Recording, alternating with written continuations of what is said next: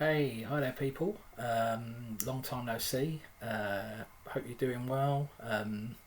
Obviously, we're halfway through this new lockdown, so I thought I'd jump on here. Quite a few things I want to have a bit of a moan about today, so I thought I'd jump on here, kind of get them all out of the system. Hopefully, give you a bit of a giggle and a bit of a laugh about it as well. So, where we will start is a few things I've seen on the news that have really kind of ticked me off. The first one is obviously a lot of money's been spent covering furlough and such like things to get people through this, and eventually this money's got to go back. Some of the ideas I've seen that have been suggested to put the money back into the kind of like the country's money pot, they can fuck off as far as I'm concerned. The first one is to tax people who are working from home at a higher rate. You can jog on. I don't see why. I've worked all the way through this pandemic.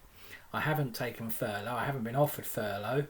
I've worked every day all the way through it. Sometimes having to travel in horrible conditions. And my kind of, not reward, but my kind of thing to acknowledge that I've done that and I haven't taken furlough is that they're gonna tax me more for the fact that I'm working from home. They can fuck off with that. How about when all these companies that have finished milking furlough for all it's worth get all their employees back? How about they pay the money back? How about the people that haven't worked for God knows how many months because their company are just literally sucking the coffers dry to get the government to pay their wages so they don't have to? How about when those people go back, how about they pay more tax? No, they wouldn't like that. Much the same as I won't like paying more tax just for the fact that I work from home. The fact that I'm still working and I'm not furloughed, and my company have chosen not to furlough a lot of people, and we can carry on working, or we have to adapt the way that we work and do things that we don't normally do, should be recognised, not punished. The other thing is to get this money back in the coffers, so to speak, is anyone who owns over 19.5 grand a year will have to pay more tax. Again, you can fuck off. Again, I'm not paying more tax to put money back in for people that have taken it out and have sat at home on their arses because their company have milked furlough for all it's worth. I don't see why I should be worse off to pay for people that have had companies that have literally milked the government dry so that they don't have to pay wages. You can fuck off. I'm not paying extra tax to make up for that shortfall. They can jog right on.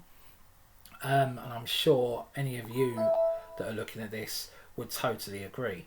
The other thing on the news, BBC appalling the way they've reported on this pandemic from the beginning and now.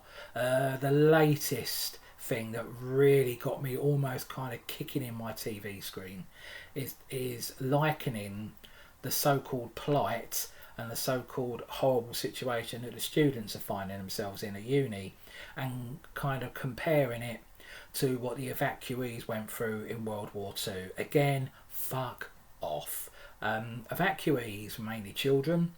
Some from 3 years upwards were literally taken away from their parents, not knowing if they were ever going to see their parents again. Living with people they've never met in their life, going to parts of the country they've never been to before, but it wasn't the child's choice. Now, if you flip to the student side of things, the students have chose to go to university. They haven't been forced. There's no risk that they're never going to see their family again. They're not going somewhere where they don't know where they're going or who they're staying with. So where is the fucking similarity between the two things? There isn't. I would say a high majority of the students, the situation they find themselves in, they fucking created themselves. I'm fed up of people defending students and saying, oh, well, how can you expect them to conform? How can you expect them to comply with COVID regulations when they've gone away to university. How can you expect them to comply? The same way as we're fucking expected to comply. At the end of the day, these people are called young adults. Now, to me, if they're old enough to vote, if they're old enough to do jury service and be on jury duty, and they're old enough to make decisions that kind of shape the way this country's run, then they're fucking old enough to comply with COVID regulations. Now let's get this straight. Yes, there's a whole culture around the student lifestyle, but the be all and end all is that they've gone there to get a further education, to get a degree for maybe the vocation they're seeking once they're out of the education system. It's not partying, getting pissed, sleeping with whoever you want, with a little bit of education thrown in. And that's where these people are saying we should feel sorry for them, because they can't have the uni experience. Yes, they can. They can still learn. They can still learn from home on laptops. If they were more sensible, they probably could have kept the unis open and attended lectures, but no, they decided to go up there and carry on like there was nothing wrong. I've seen too many videos uploaded on YouTube of areas where the rate of infection has shot up in areas where there's a high university community, and you see these people that live in these areas filming, going, look, none of these people have got the accent from living around here. They're all from here, but they're all running up and down the streets. They're all carrying on like there's nothing wrong. They're not socially distancing or anything like that. So a majority of these fucking idiots have put themselves in the position they find themselves in. So you don't get any sympathy from me, and you certainly don't get compared to how awful young children must have felt being evacuees in the war. So again, BBC needs to fuck off. They run another article or another kind of story the other day, saying that the situation we find ourselves in at the moment is very similar to how the country would have been when we were suffering with the bubonic plague. Oh, fuck off. Seriously, if you really want to scare the shit out of people, that's the way you go about doing it. And I don't get why it's good to keep people scared. Monday and Tuesday of last week, we got two really good pieces of news with vaccines. Now, rather than be positive with that and kind of give people a bit of hope, they just kind of reported it and went, oh, there's a vaccine, and then went through all the reasons afterwards why it's a bad thing. So again, people kind of get their hopes built up, and then BBC come blundering in and then kind of knock people down again. Why can't we just have positive news? Why can't we just have the news reported as in what's actually gone on, not the BBC's opinion of what's going on or what they think is going to happen or their assumptions? Just report the news. I just want to know the news. I get most of my news now from our local news, the Meridian News. I listen to that because BBC, Sky, ITV, all of them, it's literally their news, but the way they want to report it. And I don't want that. I want to know exactly what's going on. So I'm really kind of fucked off with the, people were really kind of a little bit positive about the fact that we've got two vaccines kind of very shortly, one after the other, that are going to be ready or in the last stage of the testing. And the BBC, all they want to jump in with is, oh, we haven't ordered enough. There's not going to be enough for everyone, blah, blah. That's it. Fucking panic people when you could have just kind of boosted people just for a couple of days. Couldn't you have just been positive just for a couple of days? But they couldn't even be positive for one fucking day. And that's what pisses me off at the moment with the way that the media are kind of reporting these things. We've found ourselves in very strange times all this year. A lot of people are kind of building towards having Christmas. There is a way that we can do this. Everyone's just got to fucking do as they're told. I see another new article the other day that there might be a mass civil lawsuit taken out by people in the UK against the government for false imprisonment whilst being on lockdown earlier in the year. Fucking false imprisonment. Really? You're going to take the government to task over this? You're going to take the government to court under a civil lawsuit and bleed the country dry of even more money, pursuing something that you're just trying to do it to fill your own fucking pockets of money, to make money out of a bad situation? Anyone who actually thinks this is a good idea and is going to jump on this whole false imprisonment bandwagon, they need to fuck off again. I know I keep saying it, but all these things, these people need to just get stuffed.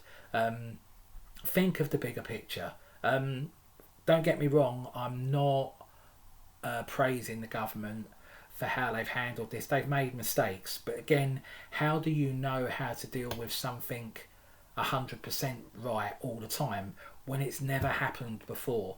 I don't care what political leader or what party will be in power now, I don't think they would have done anything any different to what's been done by the current government now. I can't see anyone, a former leader of a party, a former party that's been in power, I can't see anyone that would have made a complete success of it. And we're not the only ones. Other countries around the world have made errors. They've kind of assumed something will be okay and it's not. And yes, they've made catastrophic errors and people have died because of it. But you've also got to be kind of blunt about these things and go, what did they have to base on of a thing that has happened previously that they could have learned from? Nothing. We've all had to change the way that we live. We've all had to change our lifestyles. We've all had to kind of live our lives completely differently to what we're used to. And it's no different for the government. Don't forget, these people have families as well. These people have things that they're probably worried about. Don't get me wrong, I'd never ever thought that Boris being Prime Minister would be a good idea. I still don't. However, he is the Prime Minister of our country. You have to kind of get behind some of the things that he says. You can genuinely see when he's on TV making his briefings, some of the decisions he's had to make or he has to make, he really doesn't want to do it. He didn't want to put us into this 4-week lockdown that we're in now. He didn't want to do it. He gave everyone the opportunity. And the problem was, if you can say the government, the biggest mistake this government made was putting their faith in people to do the right thing. Because large people in this, groups in this country have sought to be as awkward as they fucking can be in trying to kind of fight this and kind of control this virus. You know, we've already spoken about it, but the students haven't fucking helped things. People protesting haven't helped things. People refusing to wear masks just because they don't like it, they haven't helped things. There's so many groups that have decided to jump in and champion a cause, and it's like, it's really not the time to champion your cause when there's like over 50,000 people have died. You know, look at the bigger picture. Your cause can be dealt with when things have gone back to normal, but the biggest cause at the moment that we need to kind of get behind is adhering to the guidelines, and people just don't want to do it. It's not that they can't, they won't. I would challenge people that kind of said, I'm not doing this anymore because of the Dominic Cummings incident and the fact that he never resigned. Does it now mean, now he has resigned and gone, are you now going to go, well, okay, I'll do these things now, I'll do all the things you've asked me to, because the reason that I said I weren't going to do it and that he hasn't resigned, he now has, so I'm gonna comply now? Will they fuck? It was just an excuse to legitimise just not doing as they were told, and they'll find another reason for not doing it now. I find it very offensive that people refer to people like myself, and probably most of you watching this now, as sheep, as being controlled by the government. No one's controlling me. I'm just thinking to myself, I want to keep myself safe and healthy. I want to keep my family around me safe and healthy. I want to keep the people I know safe and healthy, and even the people I don't know safe and healthy. And if 3 little minor things, of which one we should all have been doing anyway, which is washing our hands, but wearing a face mask and being socially distant, if it is that much of an effort to do that for, maybe a year out of 1 year out of your life, has got to be different, and that's too much for you, and you want everything to still carry on and just totally ignore what's going on. If it's too much for you, there's something fucking wrong with your head. I'm not a bad person. I'm not an idiot for doing what I'm doing. But to come up with a different reason every time something happens that you don't want to do it because you just don't like being told what to do, it's acting like a petulant child. And these people, again, I've said it before and I'll say it again, those people need to fuck off. It's enough. Enough is enough. All right? On a more light-hearted note, well, say light-hearted, but not pandemic or COVID related, there's a few incidents I've seen or things reported online to do with the current situation and people's awareness of certain causes, changes that are going to be made. Now, the two I've read today absolutely baffle me. I don't see the need for it. I don't see why. The first one is, the rumour is that the people who make Doctor Who are going to change the way the outside of the TARDIS looks because it has the word police written on it, and a lot of people see the word police and the police themselves as a negative thing. They're going to remove it and change the way the TARDIS looks because people have a negative opinion of the police. Again, those people can fuck off. It is fantasy. The clue is in the kind of the topic of it. It's science fiction. It's not real. You don't need to act like it's real and say, well, people get offended by the police, so we can't have any mention of the police. Deal with the people that are offended by the police. Go and deal with them and try and find out how you can not have them feeling negative just by seeing the word police somewhere. If you're that much of a person and you've got that much hatred inside you that just by very seeing the word police is going to offend you, you're the one with a problem, not the people who make Doctor Who, not a programme that's been on our TV screen since like 1964 and no one's been offended by it until this year. Piss off. You know, it is a rather annoying thing that we have to keep changing things. We have to keep addressing the balance. You know, oh well, this film was good, but we need to change it to bring it up to date. We need to kind of change the dynamic of films. No, we don't. Keep classic films. Keep them good. If a remake's needed, then do it, but don't cast it to be politically correct. I'm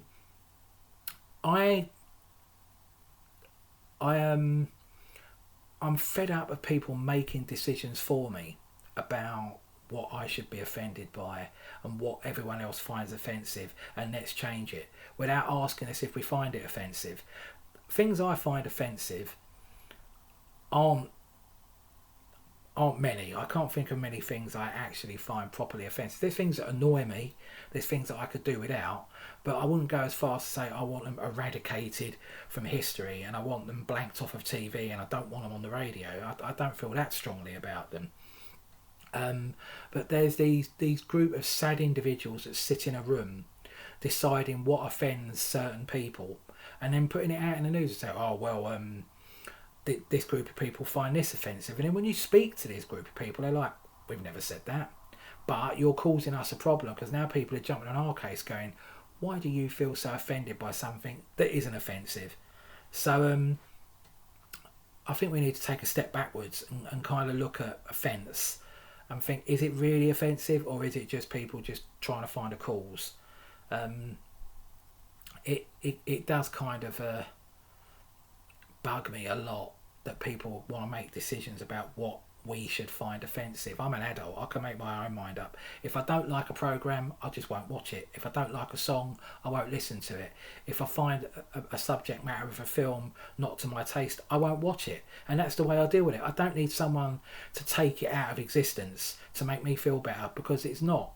You've got to give people the chance. I might look at something and think, I get offended by that, but just out of curiosity or just out of, but you know what, I'm not just going to close myself off to certain ideas. I will watch a documentary about something, or I will watch a programme that maybe wouldn't be my cup of tea, or I might watch a film, or I might listen to music that other people have deemed offensive, just to find and see if I do find it.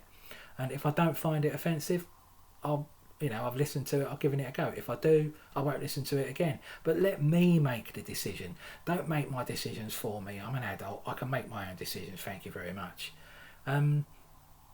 apart from that, I can't really think of anything else that's kind of really kind of got my back up as of late. The only thing I did see is I'm not doing this kind of these videos to be a social or a social influencer or like a YouTube influencer. My opinions aren't to influence people. I'm not going to sit here and start plugging things that have been given to me because I'm not in that position. I haven't got enough people following me, and that's not what I want to do. But I've watched some of these influencers just out of curiosity, just out of research, to see why hundreds of thousands of people watch their videos. You know, I'm lucky if I get 10 watching this, but that's fine. If 10 people have watched it, that's great. So I'm not in it to become the next YouTube sensation or anything like that. So I've watched some of these influencers, and my God, the absolute bollocks that they're filming, that people are watching in their hundreds of thousands, and it's like, really? 100,000 of you people out there actually think this is worth diverting your attention to? A couple of examples. Some girl, all of these people seem to be kind of privileged already. They seem to be in a position where they're quite comfortable off. They're in quite privileged backgrounds, quite privileged in the way that they live, but they're being given stuff for nothing to hawk on their YouTube channel to tell people how great it is. A lot of these things are very expensive. They're probably out of the price range of most people, but they're there saying how great they are and that you should pay over the top for this because it's great, because they've been told by the company, say that my product's great. But then they talk about absolute drivel. They obviously run out of things to do, but they know that anyone will watch anything they do. I saw some twat the other day doing a YouTube video saying that she was going to kind of show you some things and explain some things to you and stuff like that might help. And she went in McDonald's and done this big in-depth thing about that she'd ordered a burger, and she described the burger and what it was. And I thought to myself, I'm not a fucking idiot. McDonald's has been in this country since the 1970s. We all fucking know what a burger is. We know what a Big Mac is. But she's there going, oh look, we've got the 2 bits of bread and we've got a bit inside it and we've got this filling and it comes in this nice box and blah. Explain to it like I'm some kind of fucking numbskull that's never seen or been in a McDonald's in my life. And hundreds of thousands of people are watching this crap and ticking and subscribing and liking it on YouTube. And I'm like, they're talking absolute drivel. You know, opening a packet of biscuits, a packet of chocolate biscuits, and reviewing them. We all know what fucking chocolate biscuits are. You don't need to tell me chocolate biscuits are nice or not. I know that they are. Tell me something I don't know. That'd be nice. Tell me something that I actually might be interested in, I might not know. Not just film for the sake of filming, because you know 100,000 people are going to like it just because they like you. They're not actually listening to what you're saying. If they were actually to stop in a minute for a moment and listen to what's being said to them, they probably think, what is this bollocks, like I did. So it does mystify me, absolutely mystifies me. Anyway, I'm going to pop off now. As I say, I always say this at the end of the videos, please everyone stay safe, stay healthy, do what we need to do to get through this. We'll get through this, we'll look at the other side in a year or so's time, we'll look back and go, yeah, we nailed this, despite people trying to fuck it up for everyone else. We did get through this. So yeah, please stay safe, stay healthy, and I'll see you very soon. Cheerio, my lovelies.